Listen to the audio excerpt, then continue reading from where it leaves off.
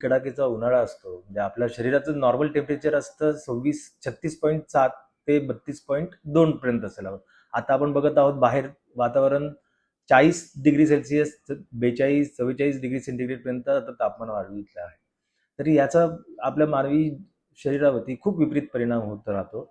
यासाठी आपण बऱ्याच वेळा आपण सांगत असतो की प्रौढ व्यक्तींनी आणि गरोदर मातेने, लहान मुलांनी, तसेच आपण कामकरी माणसांनी शक्यतो उन्हाच्या जो तडाखाचं जे असते ते 10 ते 3 वाजेपर्यंत शक्यतो बाहेर पडू नये, कडक उन्हात बाहेर पडू नये, थंड जागेच्या ठिकाणी थांबावं. त्यांनी शक्यतो आपलं स्वतःचं शरीर हायड्रेट ठेवावं आणि थंड पेय प्यावीत.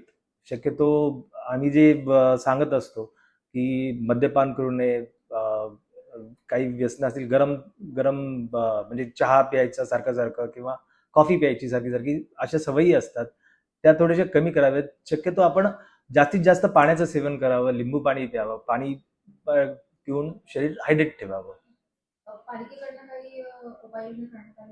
येस, आपण पालिकेकडून यापूर्वीच म्हणजे उन्हाळा चालू व्हायच्या अगोदरच आपण व्यापक प्रमाणात प्रसिद्धी दिलेली आहे की काय करावं काय करू नये याचे आपण पॅम्पलेट्स आपल्या MPW, आपल्या आरोग्य सेविका, आपल्या आशाताई यांच्या मार्फत घरोघरी हे पॅम्पलेट्स वाटलेले आहेत.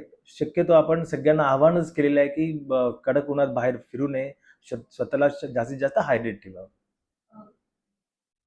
पाण्याचं किंवा स्टॉलचं काही असं पालिकेतर्फे उपलब्ध करून पाणी विभागाने बऱ्याच ठिकाणी पाणी पुरवठा मिळावा, नागरिकांना योग्य प्रमाणात पाणी मिळावं यासाठी उपाययोजना केल्याच आहेत. तसेच आपल्या सगळ्या नागरी प्राथमिक आरोग्य केंद्रामध्ये आपण कोल्ड युनिट शीतघर बनवायचा प्रयत्न केला आहे. त्याच्यामध्ये आपल्याला AC दिलेले आहेत पालिकेमार्फत. त्याच्यामध्ये वैद्यकीय आरोग्य अधिकारी यांच्या सेंटरमध्ये म्हणजे त्यांच्या कक्षामध्येच आपण AC इन्स्टॉल केलेले आहे. तिथे आपण ज्या पेशंटला असं आपल्याला होतं की उष्माघाताचा खूप त्रास होतो तर तिथे आपण त्यांना सेटल होण्यासाठी तसं एक सेवा देत आहोत. ठिकठिकाणी आपण म्हणजे आमच्याच आरोग्य केंद्रामध्ये आपण वॉटर कूलर पण दिलेले आहेत. नुकतेच ते आपण सगळ्या सेंटरमध्ये अवेलेबल केलेले आहेत. रुग्णांना, रुग्णांच्या नातेवाईकांना तिथे गरमीचा त्रास होऊ नये, उकाड्याचा त्रास होऊ नये आणि त्यांना सेटल होता यावं यासाठी ही उपाययोजना.